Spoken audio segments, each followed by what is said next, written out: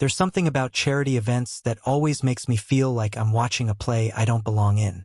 Everyone's smiling too much, holding champagne flutes like they were born with them in hand, talking about art galleries and summer homes and board memberships as if any of it mattered. It was the same every year. The fall fundraiser at the Old Town Hall, where faded chandeliers swung above polished floors and volunteers wore $1,000 suits. My job as one of the board members was mostly symbolic, which meant I showed up, clapped during the speeches, smiled for a few photos, and kept my tie straight. I was on my way out when it happened. It was late, past 10, and people were starting to peel away, coats over their arms, pretending they weren't already thinking about emails and early mornings. I had just stepped into the hallway near the coat check, the last place I needed to be before heading home. I remember the way the lights above flickered slightly, the old building settling with soft creaks, the muffled clink of glasses still echoing from the other room. And then I heard her voice. Hannah. It came from around the corner, down the short hallway where the volunteers had been storing gift baskets and extra chairs. I should have kept walking, should have respected her privacy. But something about her tone, hushed, familiar, casual, made me pause. My footsteps slowed instinctively. She was saying something in a voice I didn't quite recognize. Not because it wasn't hers, but because it didn't sound like the version of her I was used to hearing. Not the one she used with me. Not the one she used when talking to donors or friends. This was different. Mate. He doesn't notice things, she said, almost amused. Even when he's standing right there. The pause after those words was long enough for me to feel it settle into my stomach like a stone. Then laughter.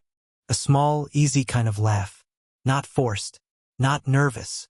It wasn't the kind of thing you say about your husband when you're talking to someone who's just a friend. It sounded lived in, like the kind of line that had been used more than once. Recycled. Trusted. I didn't move. Couldn't. I stood there like an idiot next to the coat closet, half in the shadows, listening like I wasn't supposed to be listening. Like I was suddenly a stranger at my own wife's event. I didn't hear a second voice. Just hers. Soft, composed, like she was the calmest person in the room. Then she stepped around the corner and saw me. For half a second less, her face changed. Caught it. Just the barest flicker. Not shock. Not fear. Calculation. But it vanished so fast I almost convinced myself I'd imagined it. Oh, she said, smiling like it was just any other moment. There you are. I was wondering if you'd already left. I looked past her instinctively, trying to catch a glimpse of whoever she'd been talking to. But there was no one. The hallway was empty. Too empty. Like someone had slipped away the second they heard me coming. Everything all right? I asked. She tilted her head slightly, tucking a loose strand of hair behind her ear. Yeah, just talking to Marissa. You know, her husband's been acting weird lately, paranoid, jealous. She thinks he's losing it. I was telling her not to worry, that he probably just needs to feel more grounded, more seen. Marissa was here? I asked. She just stepped out to call a sitter. Poor thing, she's so stressed. I nodded, trying to keep my face still. She didn't blink, didn't fidget. Her voice was even casual, as if this whole thing, me overhearing that strange comment, was easily explained by a friend's relationship drama. I think you might have heard me say something, she added gently, like she was worried she'd hurt my feelings. I said you didn't notice things, but I meant it as a compliment. Like, you don't stress the small stuff. You let people be. Right? That's what I was, easygoing. Oblivious in a charming way. She smiled again, the kind of smile that looked practiced, perfect. You okay? She asked, placing a hand lightly on my arm. I nodded, but inside I was trying to replay the sound of her voice from a moment ago. The way she'd said it, the confidence in it, like she knew, without doubt, that I didn't notice anything, that I wouldn't connect the dots even if they were drawn right in front of me. We walked to the coat rack together. I helped her with her shawl. She leaned into me slightly, the way she always did, and maybe it would have felt normal if I hadn't just heard her say something that cracked open the bottom of my stomach. As we walked out into the cool night air, she talked about the food, the silent auction, the new head of the board. Her voice was light, effortless, like nothing had happened. And for the rest of the ride home, I kept waiting for her to slip up, to say something inconsistent, to show a hint of guilt. But she didn't. She played the part beautifully. Too beautifully. That's what got me. Not what she said. Not even the way she explained it. But the ease with which she slipped into the explanation. The way she anticipated my reaction. Steered it, softened it. That's when the fear started to bloom. Because the version of Hannah I knew, the one I married, would have stumbled. She would have looked surprised. Maybe even guilty. Definitely flustered. She would have asked what I heard, tried to clarify, tried to figure out why I was upset. But this Hannah didn't ask. She told. She filled in the blanks before I could even form the questions. And the worst part? She was good at it. Too good. That kind of ease doesn't come from lying once. Comes from practice. From knowing what works. From experience. The whole drive home, I kept replaying that laugh. That tiny, breathy laugh. The one that sounded too familiar, not just to me but to her. Like it was reserved for someone else. Someone she didn't expect me to hear. When we got home, she kissed me on the cheek and went upstairs to change. I stood in the kitchen for a long time, staring at the dark window above the sink, listening to the distant creak of floorboards above me, the soft hum of her blow-dryer starting a few minutes later. The house felt normal. Everything looked the same, but something had shifted. Not on the surface, not where anyone else could see, just under it, where the real things live. I didn't have proof. I didn't have a name or a message or even a face. But I had something else. I had the feeling, the cold, gut-deep certainty that something real had just happened, and I was supposed to pretend I hadn't heard it. And that realization that I was being managed, not loved, was the first real blow. Not the last, just the first. After that night at the charity event, something in me clicked, though I didn't show it. I didn't confront her, didn't accuse, didn't pry. I just started paying attention. And once I stopped coasting through our routines, I noticed how many little moments had slipped past me, unexamined. Tiny things. Things that felt harmless at the time. Normal even. But now, with everything under a different light, they glowed like warning flares I'd ignored. The first memory that surfaced was about her running schedule. Hannah had always been consistent. 6:30 a.m. Rain or shine. It was one of the things I admired about her. That discipline. That quiet determination. But sometime around late spring, she shifted. Said the mornings were too humid, too crowded. She started going later. First around 7 p.m. Then sometimes even after 9. I thought it was weird, but she brushed it off. Said the track was more peaceful at night. That it helped her think. I remember the first evening I offered to come with her, just to shake off the day together. She smiled and said, "I love you for offering, but I really need this time to myself. It's like meditation." At the time, it felt honest. Boundaries are healthy. Space is healthy. But now I wonder if she wasn't running to clear her mind, but to be unseen. Another memory hit a few days later. I was in the kitchen making coffee when her phone buzzed on the counter. Normally, she'd leave it lying around. But lately, it was always with her.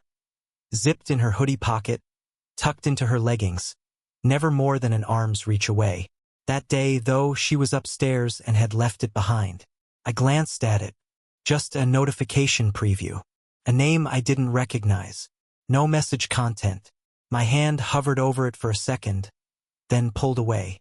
When I looked up, she was standing at the entrance to the kitchen, eyes on the phone, not on me. "I forgot my phone," she said casually. Her voice didn't rise. Her eyes didn't narrow. But her hand moved fast, scooping it up like a parent grabbing a toddler near traffic. That memory was followed by another. One I'd almost laughed off at the time. She was getting ready in the bathroom, hairdryer going, music playing, when her phone buzzed on the entryway table. I didn't even look at it. But the moment she heard the sound over the dryer, she turned it off mid-blow and sprinted down the hallway like the house was on fire. I asked her if everything was okay. She laughed and said, "Oh, it was nothing. I just thought it might be my mom." She's been anxious about the renovation stuff again.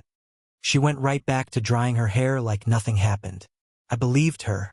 Why wouldn't I? It wasn't until weeks later that I realized. Hannah hadn't spoken to her mom about the renovations in months. Her mom had actually backed out of the project completely in April. I'd forgotten that until I checked our email thread with the contractor. And that's when I started remembering the receipts. I don't even know why I was in her purse that afternoon. I think I was looking for gum or a cough drop, but I found a crumpled little slip of paper from a place called Milo's on Main. I didn't recognize it, so I looked it up. It was a trendy cafe downtown. Quiet, mid-price, the kind of place where people meet to talk about things they don't want overheard. When I asked her about it, casually jokingly, she didn't flinch. Oh yeah, I stopped in there with Claudia after yoga last week. We needed caffeine and gossip. I had no reason to doubt her. I knew Claudia. I'd seen them leave for class together. It made sense. Until I remembered that Claudia was on vacation that week. She'd posted photos from Napa Valley the same day the receipt was dated. I didn't say anything after that, because something strange had started happening to me. I began feeling like I was the one being tested. Like each question I asked was being graded behind her eyes. She didn't get defensive. She didn't get angry. She got affectionate. Overnight, the more questions I asked, the more she kissed me on the forehead when she passed me, touched my shoulder when I stood in the kitchen, bought me my favorite cereal even though I hadn't mentioned it in months. She started dropping random compliments, told me I looked strong, said she loved the way I folded my sleeves up when I did the dishes. She never said stuff like that before. Not because she wasn't warm. She was. But this was different. This was sudden. And strategic. The part that hurt the most was how well it worked. For a few weeks, I convinced myself I was overthinking. That it was stress. That I was projecting things onto her that weren't there. I mean, what kind of person doubts their wife over a receipt and a phone notification? But it didn't stop. One night she came home from a late grocery run, and I caught a whiff of something unfamiliar. A scent on her collar, not perfume, but cologne. Not hers. Not mine. She gave me a look like she already knew what I was about to say. Ugh, she muttered, brushing past me. The guy next to me in the checkout line was drenched in cologne. Like enough to knock out a horse. I swear it jumped off his jacket and attacked mine. It was fast, casual, prepackaged, and it worked. For a few minutes, anyway, until I realized she never put that hoodie in the laundry. She hung it back up, like she didn't want the smell washed away, like she didn't want it to go. Even her taste in music changed. Slowly, quietly, I'd hear unfamiliar playlists coming from her phone when she was in the shower. Acoustic stuff, chill beats, lo-fi, not her usual thing. I'd make a comment, something like, "Didn't think you were into this?" And she'd just shrug and say, "Trying new vibes. Don't analyze me, Sherlock." She used to say that as a joke. But now it felt like a warning. That maybe I wasn't supposed to notice what I was noticing. That maybe her world had a new soundtrack because someone else had made her a mixtape. The invisible kind, the kind people build each other in messages and shared accounts and Spotify links they don't send to spouses. And then there were the silences. Not the angry ones. Not even the distant ones. Just perfect silences. No friction. No mess. Our conversations used to have rough edges. We'd argue about takeout or laundry or whether the AC should be at 70 or 72. But lately, she agreed with everything. Smiled at everything. Acted like everything was easy. Too easy. Like someone who was trying to keep me calm. Like someone who had a secret and thought the best way to protect it was to keep me happy. Or at least distracted. That's what it started to feel like. Distraction. Every loving gesture. Every dinner she made. Every inside joke she suddenly remembered. It didn't feel spontaneous anymore. Felt like a redirection. Like a magician's hand. Look here, not there. And what made me feel the most insane was that none of it was big enough to point to. I couldn't accuse her of a late run, or a playlist, or a folded shirt. But together, it painted something I didn't want to see. Something I wasn't ready to admit. Something that made me realize I had stopped trusting my wife. Not because I wanted to, but because she had made me question the ground I stood on. Not all at once, but slowly, quietly, like fog rolling in. They say that if you stare long enough at something cracked, your eyes start seeing patterns that aren't really there. I used to believe that. I used to want to believe that. But at some point, it stops being imagination. It becomes fact. And the night I proved it to myself, everything I tried to explain away, the receipts, the glances, the perfectly rehearsed deflections, snapped into place like a picture I didn't want to see but couldn't unsee once the frame was built. I set a trap. Not out of malice. Not even out of anger, if I'm being honest. It was born from exhaustion. From carrying doubt like a weight in my chest every day. From trying to act normal when everything inside me was screaming that I wasn't crazy. So I lied. I told Hannah I had a last-minute work trip, an overnight emergency meeting out of town. Something vague. Something that made me seem just busy enough not to be questioned. I kissed her before I left, like it was any other night. She said, "Don't forget your charger," and smiled, and I smiled back, wondering if she could feel how fake it was. I drove 20 minutes out, looped around to the outskirts, and checked into a roadside motel. Nothing special. A room with a bad comforter, slow Wi-Fi, and thin walls. I waited there for hours, long enough for her to believe I was out of reach, fast asleep in another zip code. Then I drove home. It was close to midnight when I pulled up near our house. I didn't park in the driveway. I left the car 2 streets over and walked in the dark, the air cold and wet with mist. The neighborhood was quiet, every window dark except ours. One soft glow spilled from the kitchen window. The house looked the same, but something felt off even from a distance. I stood at the edge of the front yard, hidden by the branches of our neighbor's hedge, heart thudding against my ribs like it was trying to punch its way out. Her car was in the driveway, but next to it, tucked just enough off to the side to not draw attention, was a second car I didn't recognize. A small black sedan. Clean. New. Plates I didn't know. It was the stillness of it that got me. The quiet confidence. Like it had been there before. I moved slowly along the side of the house, the soles of my shoes whispering against the grass. I stopped outside the kitchen window. The curtain was only half drawn, not enough to hide them. There she was, Hannah, wearing the soft gray loungewear she usually reserved for nights we spent together. Nights where she wanted to feel close, look effortlessly beautiful without trying. She was at the stove stirring something in a pan. Calm, casual, her movements slow, familiar, domestic. And then there was him, standing beside the counter, barefoot, in gym shorts and a fitted tee. Tall, broad shoulders, short hair. I didn't recognize his face, but his body language told me everything I needed to know. He belonged there. He leaned casually against the counter like it was his 3rd or 4th time doing it, not his first. Sipped from a glass that looked like one from our top shelf. His phone sat charging on the kitchen island, using our charger. They weren't nervous. They weren't sneaking. They moved around each other with ease, like people who had practiced this scene. Like this wasn't a mistake, it was a ritual. Then I saw something that made me cold all over. The bracelet. It was thin and leather-bound, wrapped twice around his wrist. I remembered it because Hannah once mocked something almost identical in a store window.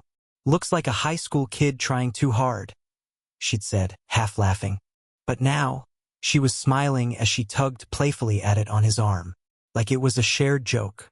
Like it meant something. Like it was part of a story I didn't know. That's when I moved. I didn't knock. I didn't ring the bell. I walked through the front door, slow and silent. The moment the lock clicked behind me, the energy in the room shifted. I stepped into the kitchen like I belonged, because I did. But suddenly, it felt like I was the one intruding. Hannah turned first. Her body didn't jerk in shock. She didn't drop the spatula or scream. She froze completely still. Her eyes widened a fraction, but her mouth didn't open. No gasp. No explanation. She just paused, like someone trying to calculate whether the damage could still be controlled. He turned next, slower. His face flushed instantly, like he was still catching up to what was happening. He looked at me like a deer on the side of the road watching headlights bearing down, too stunned to move. No one spoke. The air between us was thick, heavier than anything I've ever felt. I looked at her, and for the first time in our entire relationship, I couldn't find her face. I mean, I saw it. I recognized it. But it didn't feel like Hannah anymore. She opened her mouth. Finally, like maybe she was about to explain something. I raised my hand slightly, not in anger, just as a signal. "Don't," I said, voice steady. "Just don't." Her mouth shut again. I looked at the guy. He had the nerve to start saying, "Man, listen." I didn't let him finish. I looked at Hannah again. She was standing near the stove like the world hadn't just ended, still holding the spatula, still wearing the clothes that used to mean something to me. "I was never out of town," I said, my voice low. "I wanted to know if I was crazy. Turns out I'm not." She swallowed. Slowly. He shifted uncomfortably. No one else said anything. The kitchen, our kitchen, smelled like garlic and rosemary, like something homemade, something comforting. And suddenly I hated it. I turned and walked out. She didn't follow. Neither did he. I got in my car and drove without thinking.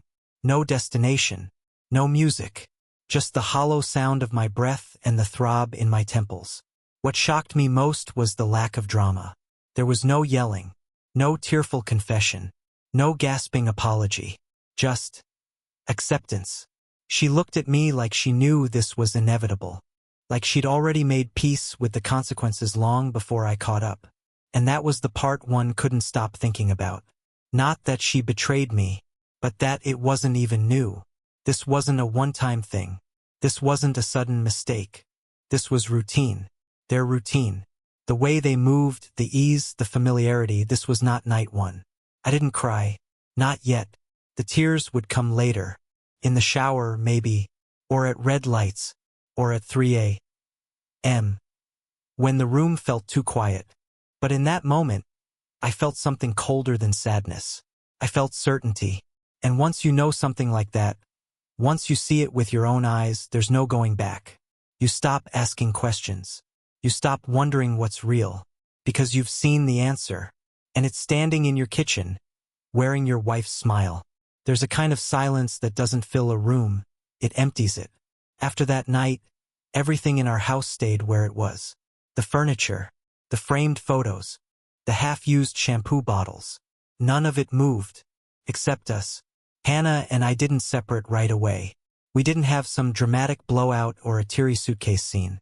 We didn't even sleep in different rooms at first.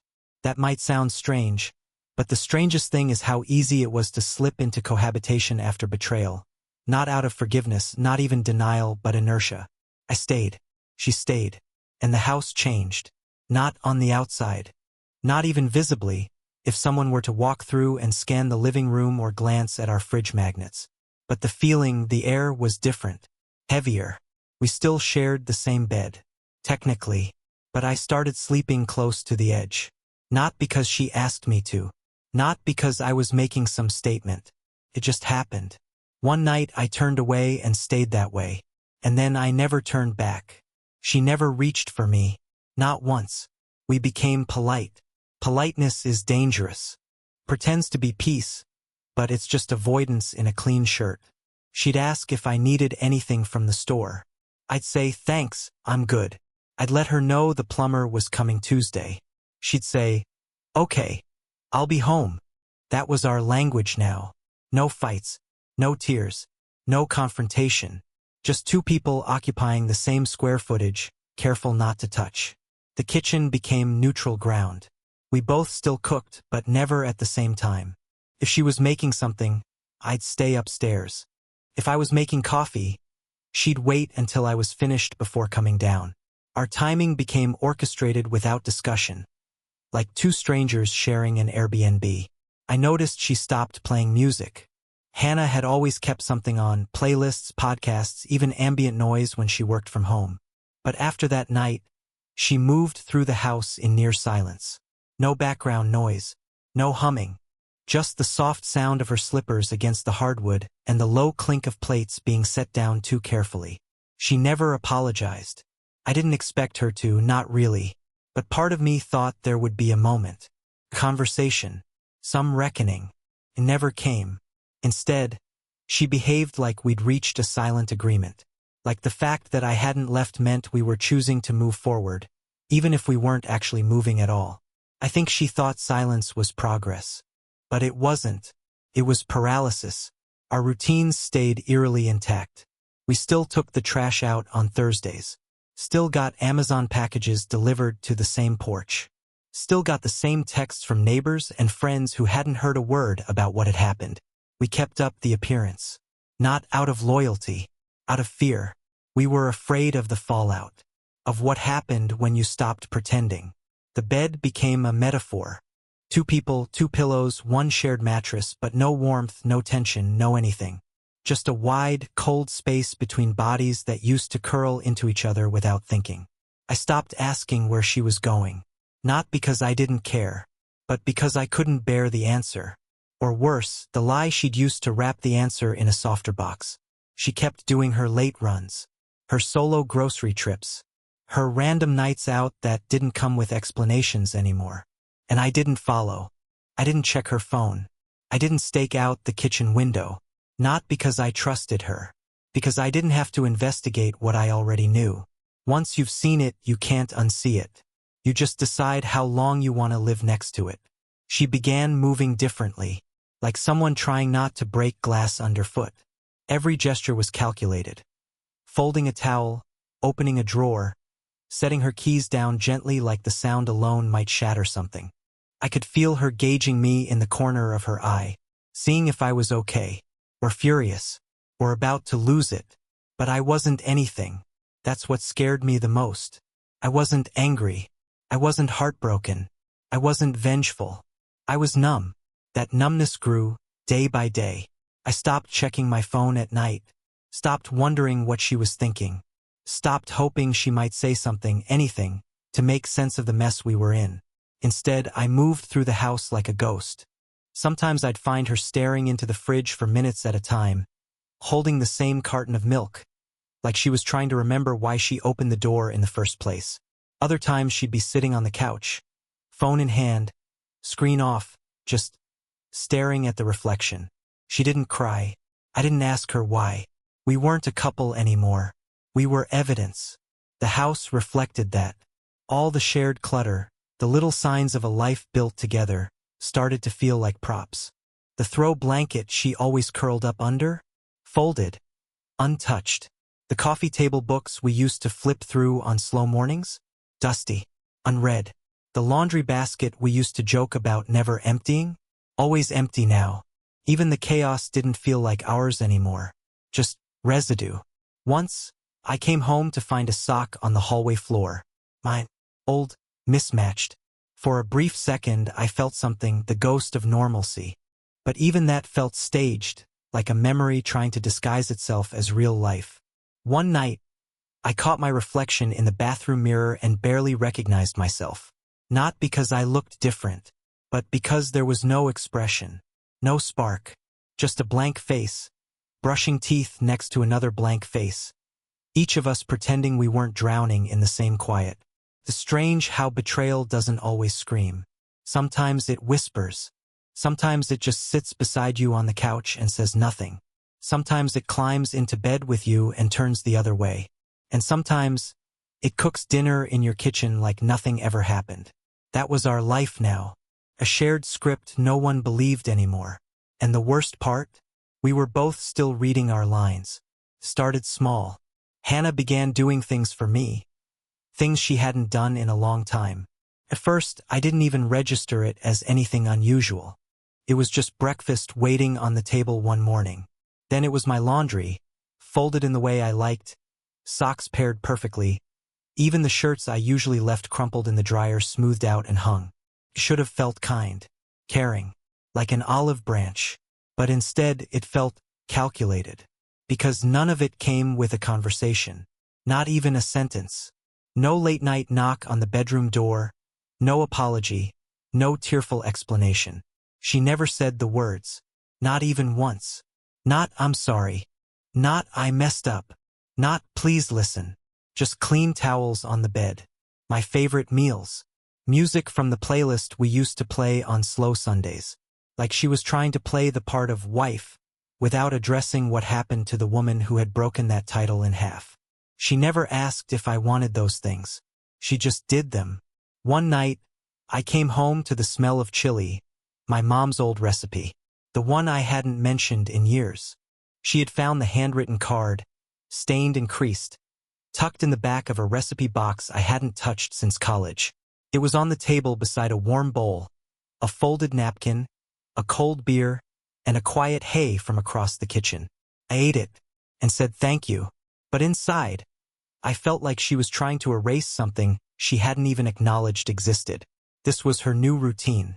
She cleaned obsessively. Not like before, not normal tidying. I mean full-on sanitizing. Scrubbing grout with a toothbrush. Reorganizing drawers that hadn't seen the light of day in years.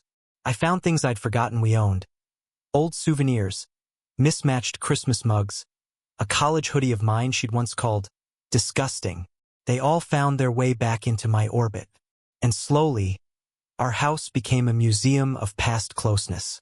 She bought candles with scents she knew I liked, cedar, orange peel, pine. She restocked the snacks I used to eat when we were dating. She rearranged the furniture back to how it was the first year we moved in. She even brought out the board games we never played, dusted them off, left one open on the dining table as if I'd walk by and say, "Hey, remember this?" I did. I remembered it all. But now it felt like she was dressing a wound she refused to admit existed. She didn't want to talk about the blood on the floor.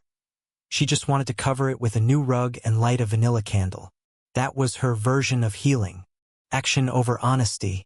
Every gesture felt like a stage direction. When I left for work, she'd pack me a lunch, neatly wrapped. A sticky note sometimes inside, written in her looping script. "Don't forget to eat. I'm proud of you." That was her handwriting. I knew it like I knew her face, but it felt like it was written by someone imitating who she used to be. One Saturday morning, she came into the living room wearing an old shirt of mine, oversized, familiar. She curled up beside me, not touching, just close. "You want to go hiking this weekend?" she asked. "We haven't done that in forever." We hadn't, and I used to love it. She used to complain about it, in fact. Said she didn't like bugs or heat or boots that rubbed her ankles raw. Now suddenly she wanted nature? I looked at her and didn't answer right away. She tried again. "We could go to that place we used to love, the one with the weird vending machine at the trailhead." Her memory was sharp. She remembered the vending machine, the peanut butter granola bars I used to buy. And maybe that was the worst part. She remembered all the right details, like she had a checklist. I shrugged and said, "Maybe." We didn't go. She didn't push it. A few days later, she left 2 tickets to a jazz show on the hallway table, the same venue we went to on our 4th anniversary. She didn't say anything, just left them there like a casual surprise. Like it would trigger some warm reflex in me. Like I'd suddenly remember why I loved her and decide to hit restart. I didn't touch them. They disappeared 2 days later. We never mentioned them. She started calling her mom more often. But the tone was different. Lower, softer.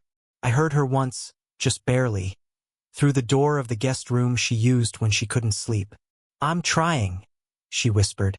"I'm really trying to fix it." There was a pause, then a sharper edge. "No, I can't tell him. That won't help. He already knows enough." That was it. Enough. She'd decided I knew enough. As if truth had a stopping point. As if silence was part of the repair kit. Her version of honesty came in gestures, not words.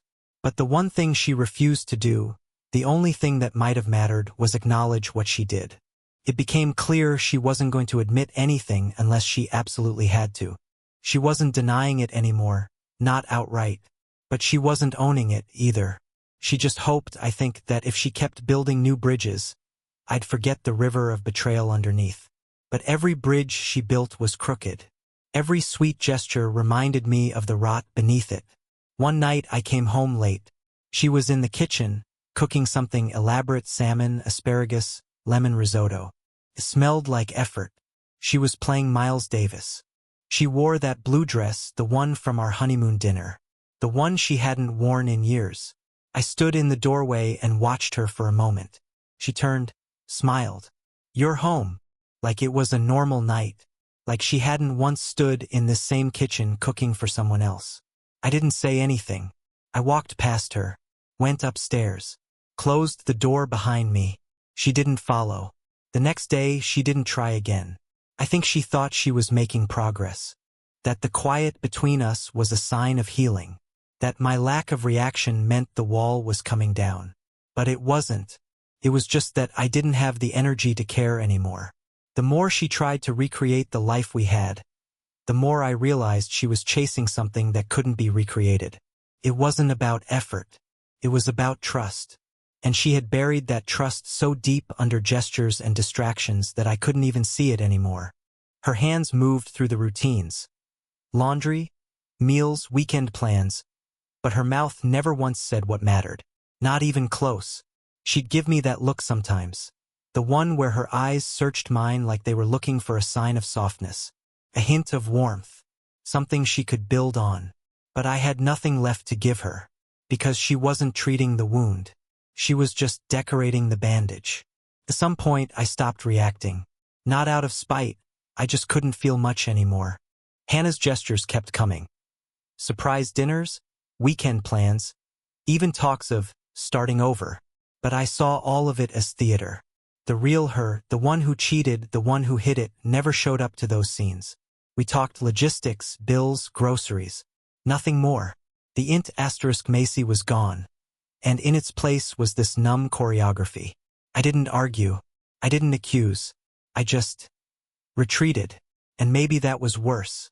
Because the silence she once relied on to cover her lie had now become the answer she couldn't fix. The end wasn't a fight. It wasn't even a conversation.